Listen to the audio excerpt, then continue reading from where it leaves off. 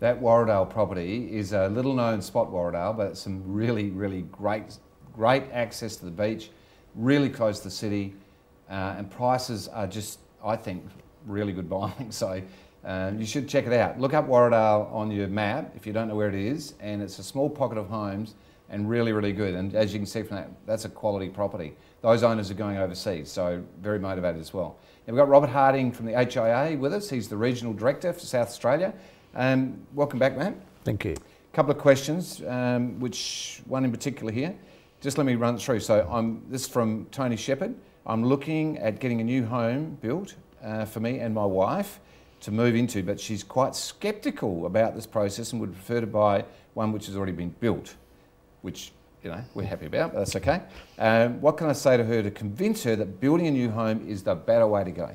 Well, it's always an interesting discussion as to whether you build or buy an existing home, but I guess some of the advantages of building your own home is that you get to choose exactly what you want. You get to look at the plans and to build exactly the type of home that you want with the features that you want in it.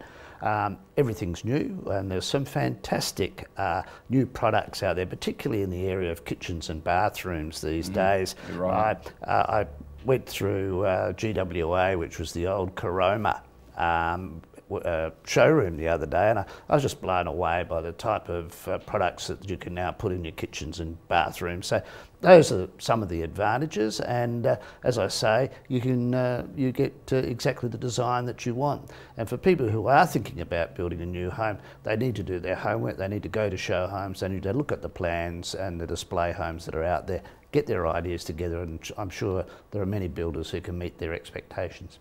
Robert, a million years ago I used to sell building contracts. Yes. So let me just run through a couple of things that were important to people then. Firstly, the stamp duty is only paid on the land content if you're building on it, so you save quite a bit in stamp duty. That's right. Stamp duty runs between 4 to 5%. So let's say the land content was 300 and the building contract was 300, you're paying probably less than half actually the stamp duty. That's right. So that goes towards it. Plus there may be possibility of that $8,000 grant. Yes. Is that right? Yep. And the other thing at the moment, would it be true to say that building is cheaper now than it was 12 months ago?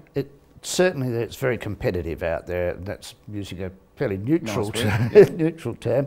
The other thing is that at the moment, it's the ready availability of really good trains has been never better. So I think that you're going to get a quality product at the moment. Now, Robert, how would you check on the builders to make sure they're not going to go broke or something? Can they ring you?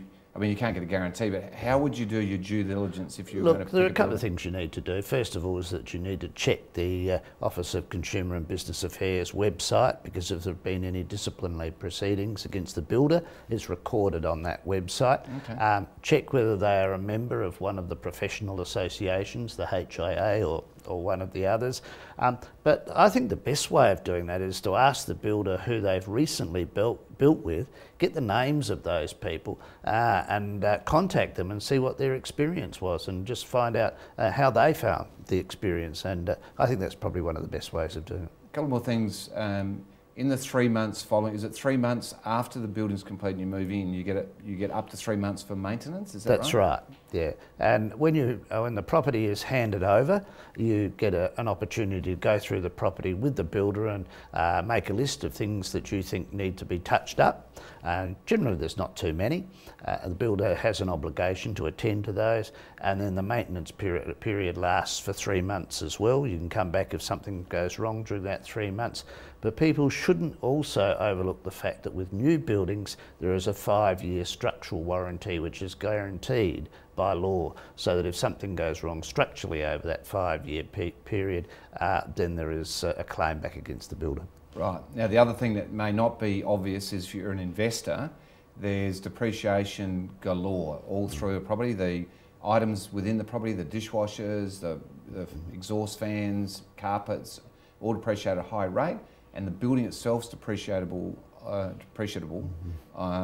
So it makes a very, very big difference to your net result. Yeah, there's some tax advantages, and if people are intending to invest in a property, they really should speak to their tax advisor and get some good advice about that, because they can maximise their liability, their advantage.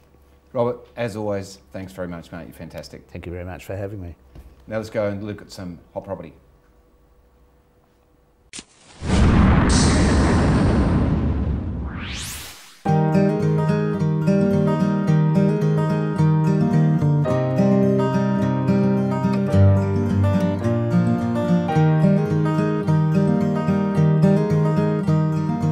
Well, that's it for today's TOOP TV. Make sure you check out toop.com.au for all of this weekend's open inspection times. Join us next week where we'll be going to Henley Beach to have a look at a property which is right on the waterfront, and we'll also have our market update with RP data. So we'll see you then next Wednesday at 1 o'clock right here on TOOP TV. But now check out some more hot properties.